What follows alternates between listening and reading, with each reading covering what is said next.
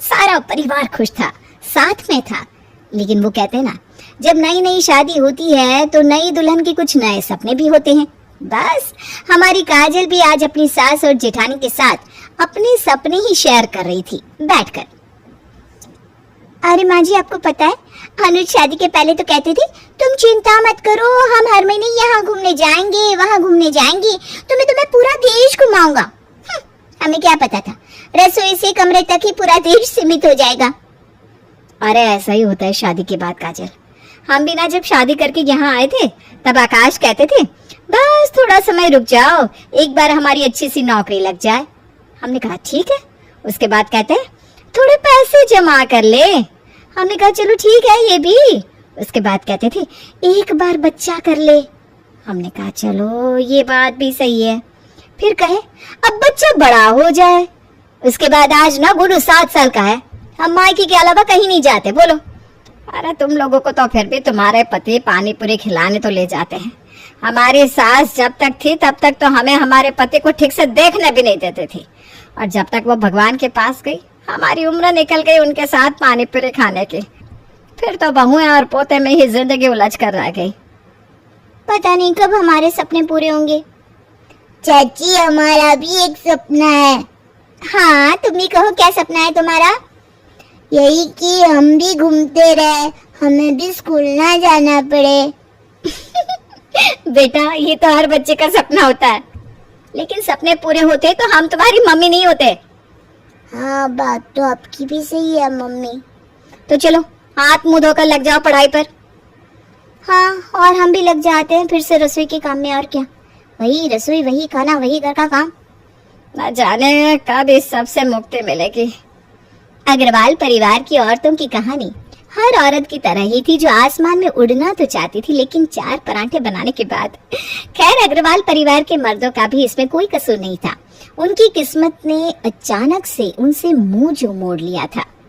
अरे आकाश, आज दुकान में तो बड़ा नुकसान हुआ है। अरे क्या बताया अब पापा आपको? दूध से पकवान बनाए थे ऑर्डर के लिए, लास्ट टाइम पे ऑर्डर कैंसिल हो गया। अब इतने सारे दूध की मिठाई कल तक तो चलेगी भी नहीं, इसीलिए तो आधे दाम पर बेचनी पड़ी और आधी अब गरीबों में बांट रहा है। पिछले महीने में भी हमें काफी नुकसान हुआ है। ऐसा ही चलता रहा तो ये दुकान टिक नहीं पाएगी बेटा। हम देखते हैं पापा क्या कर सकते हैं। पता नहीं क्या हो गया है दुकान की कमाई को। इस साल में इतना नुकसान हुआ कि घर के खर्चे भी अब तो भारी पड़ रहे। हाँ पापा, ये तो अनुज की नौकरी से घर चल जाता है, नहीं तो पता नहीं क्या होता। हाँ तो आज अनुज को भी रात को यही दुकान में बुला लो, देखते हैं हम क्या कर सकते हैं। बुलाने की जरूरत नहीं पापा, हम खुद ही आपके पास आ रहे थे। अच्छा हुआ बेटा तुम आ गए। ये देखो दुकान का बही खाता। इस साल जितना नुकसान हुआ है उस हिसाब से तो हम ये दुकान को आगे नहीं चला सकते, हमें और पैसों की जरूरत पड़ने वाली है। पापा आपको तो पता है मेरी अभी अभी जॉब लगी है, उसमें से घर का खर्चा ही मुश्किल से चल पाता है। हम इतने पैसे कहाँ से लाएंगे जिससे ये दुकान को फिर से खड़ा कर सके? बात तो तुम पते की कर रहे हो, लेकिन अब करे तो क्या करे। हम ये सोच रहे थे पापा कि आप कह रहे थे ना कि दादाजी ने हमारे नाम पर कुछ छोड़ रखा है गांव में, आपको पता है क्या है? नहीं, हमारे पिताजी के पास ज्यादा कुछ तो था नहीं, इसलिए हमें लगा कि क्या ही छोड़ेंगे हमारे लिए। हमारा गांव का मकान तो कच्ची मिट्टी का था जो हमारे काका ने ले लिया क्योंकि उनके पास छत नहीं थी। क्या पता पापा कि दादाजी ने हमारे लिए कुछ कीमती छोड़ा हो। हाँ पापा भैया ठीक कह रहे हैं, हम एक बार गांव चलकर देख आते हैं कि आखिर हमारे लिए वहाँ क्या है। अगर कोई जमीन होगी तो हमारा काम हो जाएगा। ठीक है फिर ऐसा ही करते हैं, चलते हैं गाँव, देखते हैं पिताजी ने हमारे लिए क्या छोड़ा है। हमें लगता है शायद खेती की जमीन ही होगी जिसे बेचकर हम अपना दुकान फिर से शुरू कर सकते हैं। और जो पैसे बचेंगे उसे गोलू की पढ़ाई के लिए रख देंगे। हाँ अच्छा हुआ दादाजी हमारे लिए कुछ तो छोड़कर गया है जो आज हमारे काम आएगा। एक काम करते हैं, कल सबकी छुट्टी भी है तो सबको गांव में ले चलते हैं। हाँ ये सही रहेगा, वहाँ गांव में घूम भी लेंगे और अपना कीमती जमीन का सौदा भी कर लेंगे। ठीक है तो आज रात ही सबसे बात कर लेते हैं, क्योंकि उन्हें बताना भी जरूरी है कि हमारी फिलहाल हालत क्या है। अब दादाजी की छोड़ी हुई कीमती चीज ही अग्रवाल परिवार की आखिरी उम्मीद थी। रात खाने के वक्त आकाश सबको बताता है, चलो ये भी अच्छा है, इस मुश्किल वक्त में पिताजी ने कुछ तो छोड़ा है हमारे लिए। हाँ, गांव जाकर जो बेचकर हमारा काम हो जाए बस। हमें भी यही उम्मीद है, नहीं तो सब कुछ खत्म हो जाएगा। अब विश्वास रखिए भैया, हमारा काम कल हो ही जाएगा, देखना। मेरे पिताजी ऐसे ही कुछ थोड़ी ना छोड़ेंगे हमारे लिए। उन्होंने सोच समझकर कोई कीमती चीज ही छोड़ी होगी। हाँ, अब हम गांव चलने की तैयारी करते हैं। कल निकलना है ना? हाँ, रास्ते के लिए नाश्ता और खाना दोनों बना देना बहू, और सूखा नाश्ता भी ले लेना साथ में, गांव में इतना सब नहीं मिलता। जी माँ जी, हम सब तैयारी कर लेते हैं। घर की औरतों ने गांव जाने की तैयारी कर ली। साथ में खाने का सामान, पीने के लिए पानी और सूखे नाश्ते के साथ निकल पड़ा अग्रवाल परिवार अपने दादाजी की उस कीमती चीज की तलाश में। लो, पहुंच गए गांव में। कितनी शांति है ना यहाँ। हाँ, हरे हरे खेत है दूर दूर तक। पापा, हरी काका आ गए? उनको ही पता है ना कि दादाजी ने हमारे नाम क्या किया है। हाँ, मैंने यहाँ आने से पहले उनको फोन तो कर दिया था, आते ही होंगे बस। पापा, वो रहे हरी काका, सामने से आ रहे हैं। अरे कैसे हैं हरी काका आप? बस भगवान की कृपा है बेटा, कितने सालों के बाद आए तुम यहाँ। जी काका, मैंने सोचा कि इस बार पिताजी की आखिरी निशानी जो उन्होंने हमारे नाम की थी वो देख लो। वो क्या है ना, आप तो जानते हैं, बड़ा परिवार है, शहर के खर्चे भी कितने हैं, आखिरकार बड़ों का आशीर्वाद ही तो काम आता है। सही कहा बेटा, इसलिए तो तुम्हारे पिताजी ने सोच समझ कर तुम्हारे लिए वो चीज पसंद की थी। अच्छा काका, वो चीज है कहाँ? अरे यहाँ नहीं है, वो इतनी बड़ी चीज है कि हाथ में नहीं ले सकते। मैंने कहा था ना, जमीन ही होगी। हाँ, बड़ा सा संदूक भी तो हो सकता है जिसमें सोना भरा हो। पुराने हीरे जेवरात होंगे शायद, या पुराने सोने के बर्तन। अरे बड़ा सा घर भी तो हो सकता है ना। वो चीज है कहाँ हरी काका? आओ दिखाता हूँ तुम्हें, इतने सालों से मैंने उसे ढक कर संभाल के रखा है। चलो दिखाता हूँ। अग्रवाल की आंखें उम्मीद से चमक रही थी। हरी काका उन्हें एक खाली जमीन के पास ले आए और एक बड़ी सी चीज से पर्दा हटाया और कहा, ये दे वो चीज। क्या? ये बड़ी सी बस? बस क्या पापा, इसके अंदर तो सीट्स है ही नहीं, खाली बस है ये। हम इतनी दूर इस खाली बस के टुकड़े को देखने आए थे। अरे काका, आपको यकीन है कि यही चीज पिताजी ने हमारे लिए छोड़ी है? हाँ बेटा, यही चीज है जो तुम्हारे पिताजी ने तुम्हारा नाम की है। ये देखो, बस के बाहर लिखा भी है, अग्रवाल श्याम का खजाना। खजाना? ये भंगार है काका, खजाना नहीं है। अरे इतने बड़े बस है बेटा, देखो तो जरा, इसमें तुम सब आराम से आ सकते हो। गद्दे बिछाकर सो जाओ। अरे काका, गद्दे बिछाकर क्या करेंगे हम? छोड़िए पापा, हरे काका क्या करेंगे इसमें? अब दादाजी ने नहीं सोचा कि ये चीज हमारे छोड़ने से पहले, तो हरे काका क्या करेंगे?